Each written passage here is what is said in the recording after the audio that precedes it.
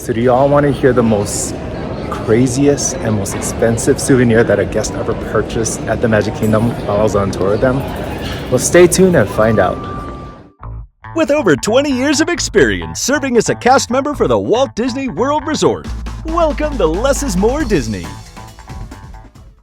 To me, one of the most challenging parts about being a Disney VIP tour guide is when you meet a family or a celebrity for the very first time. It's kind of like a blind date where you're not sure who you're going to get and if that person or family or celebrity is going to be nice or going to be challenging. So that was one of the most nerve-wracking parts about being a tour guide. And then there are those tours where you never know what direction it'll go towards. This one was a unique one that I want to share, and it was the one where I saw a guest purchase the most expensive souvenir I've ever saw on Disney property while on tour. I was assigned to a Russian couple one day, and they were staying at the Four Seasons Resort on Disney property. And it was their first time, so they were very excited.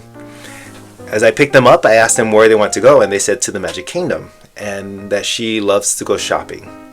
And boy, did she love to go shopping. We parked our car behind Main Street USA at the Magic Kingdom, and once we got on stage to Main Street USA, they went straight directly to the Arribas Brothers company. So the Arribas Brothers is a store or a company that specializes in etch sketching and glass blowing. This store in particular in the Disney parks specializes in Disney memorabilia art. So they spent about 30 minutes to 40 minutes in the store while I was walking around with them. They found a lot of cool things. They found a long stem rose that was made out of glass. It was like a little scepter. And they also picked out a Princess Royal crown. So all these other cool things they bought at the Arribas Brothers, we were about to check out when all of a sudden there was something that caught her eye. It was a $250,000 Swarovski Cinderella castle. She wanted that item. So the girlfriend turns to her boyfriend and says, "I want that castle." And the boyfriend said yes. Now this is again a $250,000 Swarovski crystal Cinderella castle. It stood at about 4 foot tall and 3 foot wide. But he said he wanted it. However, he wanted me to bargain with the cast member at the register to see if we can knock down the price of a few dollars. So I did, and when I went up to the cast member and said that we wanted a discount off of it, he said he wasn't at liberty to make that decision, but he would have to contact his boss, who was not there but at a remote site. Let me remind you that Arribas Brothers is not a Disney-owned company. It is its own company within itself. It's what we call an operating participant. So even though the cast members that work there work for Arribas Brothers, they still have to wear the Disney costume. So we contacted the manager of Arribas Brothers, and he said that he would knock off a few dollars here and there, meaning $100 or $200 off the $250,000 price tag. My guest didn't like that answer, and he said to try to do better. So we went back and forth for a couple of minutes to the point where the manager said, "Well, I have to call you back because he has to call his manager to see if he can make that decision." So all the while doing so, I asked my guests if they want to just ride some attractions and explore the Disney parks while we wait for the phone call. And sure enough, we did.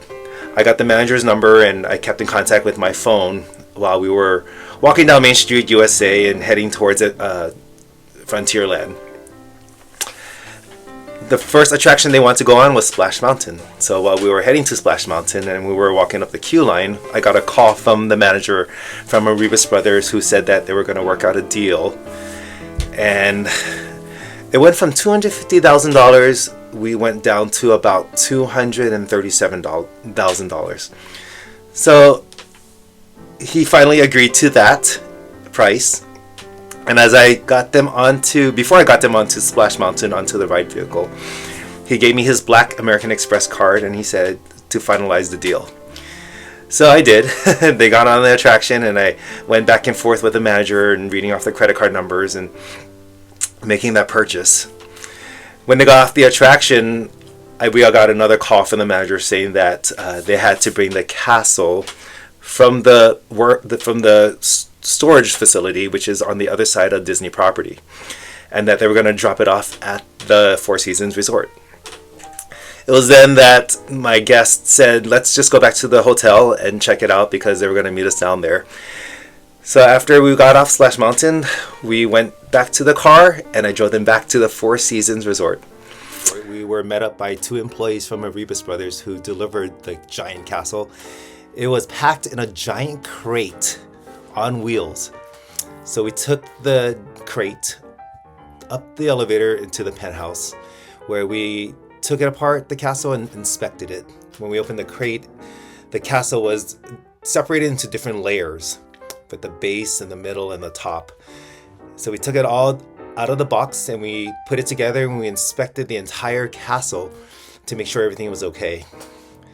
After we inspected it and everything was said and done, we put it back the way it was.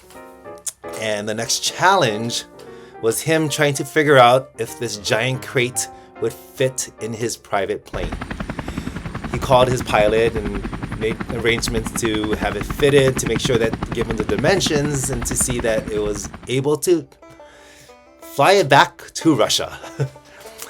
But so it was a pretty interesting day, and it ended there, believe it or not. I asked him and his girlfriend if they wanted to go back to the Disney parks, and they said no. They said they were tired, and it was good for me because I got to go home early.